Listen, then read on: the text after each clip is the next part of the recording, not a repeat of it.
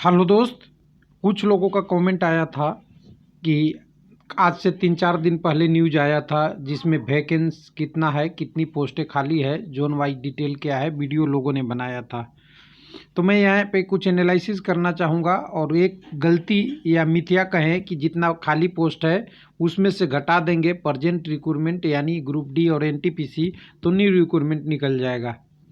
ऐसा सही है या गलत है, इसकी इस वीडियो में हम जांच करेंगे। तो जांच करने के लिए कुछ डाटा चाहिए, जो डाटा अवेलेबल है उसी पे हम डिटेल करेंगे और थोड़ी सी आपके उसके बारे में कि इसना कितना परसेंटेज किस आरआरबी में ज़्यादा सीटें खाली है उसके बारे में भी बात करेंगे आपका पाई चार्ट के द्वारा। तो ये डिटेल के बारे में अगर आप जान ही गए हैं तो आपको पता होगा, लेकिन इसमें एक चीज़ रहस्य छुपा हुआ है। जितनी वैकेंट पोस्ट है, जितनी प्रेजेंट रिक्रूटमेंट है, वो न्यू रिक्रूटमेंट में कन्वर्ट नहीं हो सकता। कम भी हो सकता है, ज़्यादा भी हो सकता है। इसी का डिटेल थोड़े से बात करेंगे, बहुत ज़्यादा वीडियो को लंबा नहीं करेंगे। तो यहाँ पे मेरे पास एक डाटा है। इस डाटा को आप सब लोग ने देख ही रखा होगा कि सेंट्रल रेलवे में कितनी पोस्टें अभी खाली है। तो 27,117, ईस्ट कोस्ट में 8447, ईस्टर्न में 28,204, आपका ईस्ट में ईस्ट सेंट्रल रेलवे पूर्व मध्य रेलवे में 15,288, नॉर्थ सेंट्रल रेलवे जो आपका कह सकते हैं नॉर्थ सेंट्रल रेलवे इलाहाबाद वाला, तो यहाँ पे आपको इस एरिया में, और हालांकि बता दूं कि ये जोन है और एक जोन यानी ध्यान दीजिएगा, एक जोन 2 आरआरबी में भी आ सकते हैं, 2 या 3 आरआरबी में भी आ सकते हैं। मैं एग्जांपल दिलाऊं, अगर एनसीआर की ही बात करें तो एनसीआर किस में आता है आपका, चंडीगढ़ में भी एग्जाम में लिया जाता है और आरआरबी इलाहाबाद में भी लिया जाता है। तो ध्यान दीजिएगा। और हो सकता है आपका आरआरबी किस में, एक और बच गया आपका गोरखपुर भी इसको कवर करता है कुछ क्षेत्र को। तो ऐसा देखिए, कोई एक आरआरबी एक जोन को नहीं 2-3 जोन को करता है, लेकिन उसकी जोन की कुछ पार्ट को इलाहाबाद कवर करेगा, कुछ चंडीगढ़ करेगा, कुछ लखनऊ करेगा। उसी तरह सेंट्रल रेलवे की बात करेंगे तो सेंट्रल रेलवे भी आपको पता है, सेंट्रल रेलवे में भोपाल से भी वैकेंसी आती है, वेस्टर्न रेलवे आती यानी आप कह दें कि मुंबई से भी आती है, थोड़ा आपका सिकंदराबाद से भी आता है, थोड़ा कुछ बात आपका यहाँ से बंगलौर से भी आती है और मुंबई तो है ही है। तो इस तरह से आप ध्यान में रखेंगे, इसलिए इसको जोन को इतना आप डायरेक्ट नहीं समझ लेंगे। उसके बाद आप देखेंगे नॉर्थ ईस्ट रेलवे, तो यहाँ पे आप देखिए 14,000, नॉर्थ फ्रंटियर एनएफआर गुवाहाटी वाला सेक्शन मेन रूप से कह रहे हैं, बाकी तो और होता है। मेट्रो रेलवे कोलकाता में, और यहाँ गजटेड पोस्ट की तो बात ही नहीं करेंगे क्योंकि इसकी एग्ज़ाम आपकी यूपीएससी वगैरह हाईयर लेवल पे होती है, group A and group B की। तो यहाँ पे ये ग्रुप सी एंड डी की वैकेंसी की बात हो रही है, यानी नॉन गजटेड की बात कर रहे हैं तो group C and group D. और ग्रुप सी में बात करेंगे तो आपका पता है एलपी टेक्नीशियन की वैकेंसी आती है, एनटीपीसी आरआरबी एनटीपीसी का आता है, ग्रेजुएट अंडर ग्रेजुएट का आपका मिनिस्ट्रियल एंड आइसोलेटेड कैटेगरी का आता है। उसके बाद आपका अब एसीसी भी अलाउ हो गया है, वो भी आ सकता है। उसके बाद आपका जो आता है इसके जो मेडिकल स्टाफ होते हैं उनके लिए भी आता है, और ग्रुप डी एक आता है, और इन सब में सबसे ज़्यादा ग्रुप डी की वैकेंसी रहती है, ये ध्यान रखिएगा। तो ये सारा एक करके डिटेल अगर देख ले, एक एक डिटेल नहीं देखेंगे तो एक एनालिसिस में करेंगे। और सबसे ज़्यादा जानते हैं नॉर्दर्न रेलवे में हमेशा भी वैकेंसी ठीक ठाक रहती है, नॉर्दर्न रेलवे का एरिया काफ़ी कवर करता है, तो इसमें अच्छा खासा आता है। नॉर्दर्न रेलवे की वैकेंसी आपका चंडीगढ़ से आती है जनरली, और इलाहाबाद में भी कुछ कई बार रहता है, और कुछ आपकी जम्मू में भी रहती है। तो ये ध्यान रखिएगा, अलग अलग है। ईस्ट सेंट्रल रेलवे में आप देखेंगे, साउथ ईस्टर्न रेलवे में 16,000 के आसपास, साउथ वेस्टर्न में आप देखेंगे तो यहाँ पे 6,000 के आसपास, वेस्टर्न में इतनी, और WR में तो अच्छी खासी वैकेंसी 26,000 के आसपास दिख रही है यहाँ पे, जो राज्यसभा में हमारे रेल मंत्री ने दिए हैं। अब इन सारों को एक एक एनालिसिस के तरह में देखेंगे तो गजटेड नॉन गजटेड में देखिएगा तो ज़्यादा डिफरेंस नहीं होगा, लेकिन अदर यूनिट जो बता रहे हैं, अदर यूनिट के बारे में थोड़ा सा बोल दे।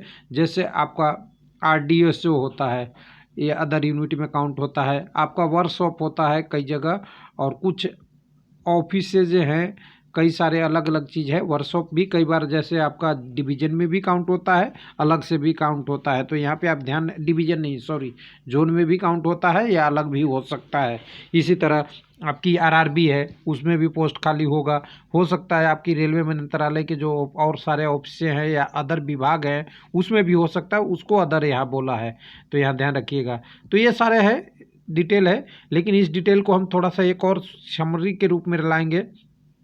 तो 2,80,000 दिखता है मैंने टोटल किया, लेकिन इसको हम अगर परसेंटेज के टर्म में देखना चाहें कि किस आरआरबी में है, जो ग्राफ की हमने बात किया था किस में सबसे ज़्यादा है, तो देखिए सबसे पहले ज़्यादा आपको देखिए 3-4 यूनिट अलग अलग दिख जाएंगे। तो एक यूनिट आपको यहाँ से दिखेगा, यहाँ देखिए ये कौन सा है, नॉर्दर्न रेलवे। यहाँ पे अच्छा खासा वैकेंसी है, पूरी वैकेंसी का 13% आप देख सकते हैं। उसके बाद ईस्टर्न रेलवे में भी आपका अच्छा खासा वैकेंसी है, यहाँ भी ठीक ठाक है। WR की बात करेंगे इधर की तरफ, तो WR में देखिए WR में अच्छा खासा वैकेंसी है, और इधर साउथ ईस्टर्न रेलवे में भी अच्छा खासा वैकेंसी है। और उसके बाद सेंट्रल रेलवे तो हमेशा रहता ही है, मेजर पार्ट है। तो ये सारे मेजर ब्लॉक हैं जो आप यहाँ से एक बार में अगर पिक्चर से देखें, अगर आप स्क्रीनशॉट लेना चाहते हैं तो ले सकते हैं। यहाँ पे डायरेक्ट आपको ब्रॉड रूप से एक ही बार में दिख जाएगा कि कहाँ की वैकेंसी ज़्यादा खाली है। लेकिन जो हमने आपका पहले सवाल उठाया था कि ये तो वैकेंट पोस्ट की बात हुई, और आप जानते हैं प्रजेंट रिक्रूटमेंट ग्रुप डी और NTPC का भी चल रहा है। इसको अगर घटा देंगे तो क्या नया रिक्रूटमेंट इतना आएगा, मैं इसीलिए वीडियो बना रहा हूँ बस। नहीं तो मेरा मकसद नहीं था कि न्यू रिक्रूटमेंट अभी अनाउंस होने में बहुत देर लगेगा, क्योंकि अभी लग रहा है सारी कंडीशन सही नहीं है, क्योंकि आपके ग्रुप डी और NTPC में ही डिले पे डिले कराया जा रहा है। तब यहाँ पे एक एनालिसिस क्या बनता है, देखिए अब मैं एक थोड़ा सा एक एनालिसिस डाटा के रूप में लाऊंगा, और थोड़ा सा इसको ध्यान से आप देखेंगे तभी समझ पाएंगे, ऐसे आपको डाटा स्किप हो जाएगा। यहाँ पे ध्यान दीजिए, हमने टोटल पोस्टों को जोड़ लिया, 1 मिनट, टोटल पोस्टों को यहाँ पे जोड़ लिया मैंने, यहाँ पे 1 मिनट रुक जाइए। हाँ, यहाँ पे मैंने एक टोटल पोस्टों को जोड़ दिया है। टोटल पोस्ट अगर वहाँ पे 280 है, उसमें से ग्रुप डी 1/19 की वैकेंसी को 1,03,000 घटा दीजिए, NTPC के घटा दीजिए, तो 1,42,000 एक्चुअल पोस्ट है, जो आपकी अर्थमेटिक कह रहा है कि इतनी पोस्ट है। और ये पोस्ट कब वैकेंसी निकलती है, जब गवर्नमेंट अप्रूवल देता है।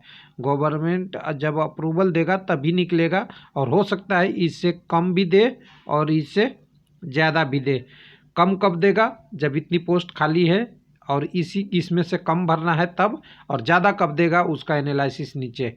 कितनी पोस्ट आपने देखा था, जो हमारा ये वैकेंसी आया था, इसको वैकेंसी को जो ग्रुप डी का था इसको कब तक का लिया हुआ था, मार्च 2021 तक, जबकि आपकी वैकेंसी आई थी फरवरी 2019 में। यानी इन्होंने 2 साल का एक्सपेक्टेड वैकेंसी इसी में जोड़ दिया था। इन्हें पता होता है डाटा का एनालिसिस, और जो हर यूनिट से आता है डिटेल, उसमें गड़बड़ी भी कई बार आपने देखा होगा, गड़बड़ी भी नोट हो जाती है कि ज़्यादा वैकेंसी निकाल दिया, कहीं कम निकाल दिया, बाद में एडजस्ट करते फिरते हैं। तो यहाँ एक्सपेक्टेड लेके चला था कब तक का, मार्च तक का। अगर मार्च तक की वैकेंसी जब 2019 में आ सकती है, अगर अगला वैकेंसी 2022 में आएगी या 23 में आएगी या 24 में आएगी, अगर 22 में आई तो हो सकता है 24 तक की वैकेंसी को इंक्लूड कर दिया जाएगा, 23 में आई तो 24 तक का, और 24 आया तो हो सकता है 2025 तक का भी इंक्लूड कर दिया जाए वैकेंसी। क्योंकि अभी की प्रोसेस में इनको एग्ज़ाम करने में 1 से 2 साल का मिनिमम समय लग रहा है, और मैक्सिमम में तो आपने 3-4 साल अभी देख ही रहे, 3 से 4 ईयर। अगर आपका नेशनल एग्ज़ाम एजेंसी आ जाएगी तब तो कोई पता नहीं क्या होगा, उनका अभी प्रोसेस पता नहीं है, लेकिन जैसे अभी एग्ज़ाम चल रहा है उसके हिसाब से बता रहा हूँ। और रेलवे में एक एग्जाम्पल अभी के देख रहे हैं तो 60,000 पोस्ट खाली होती है या न्यू क्रिएट हो जाती है, लेकिन प्राइवेटेशन छोड़ के मैं बात कर रहा हूँ।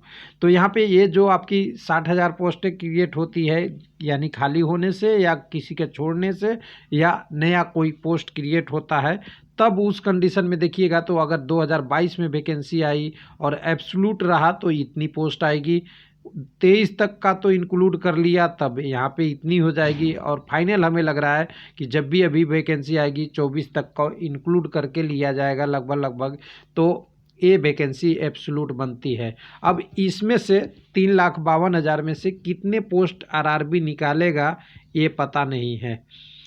अब इसमें से कितना अप्रूवल सरकार देगी, गवर्नमेंट कितना देगी, उस पे निर्भर करता है।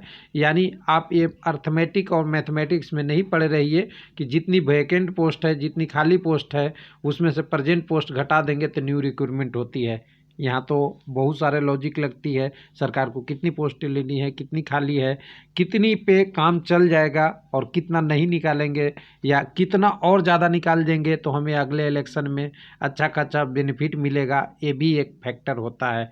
तो ये सारी चीज़ों को देखते हुए एक खाली पोस्ट पे आप नहीं जाइए, कितनी खाली पोस्ट है इस पे नहीं जाइए, उम्मीद कराइए और अपनी डिमांड आगे बढ़ाइए कि मुझे जल्द से जल्द वैकेंसी चाहिए, चाहे वैकेंसी 10,000 की आए, 20,000 की आए, 50,000 की आए। इसीलिए मैं वीडियो शुरुआत में नहीं बना रहा था, लेकिन जब लोगों का क्वेश्चन गलत डायरेक्शन में जाने लगा तो मैं थोड़ा इसको क्लियर कर रहा था। थैंक यू, धन्यवाद।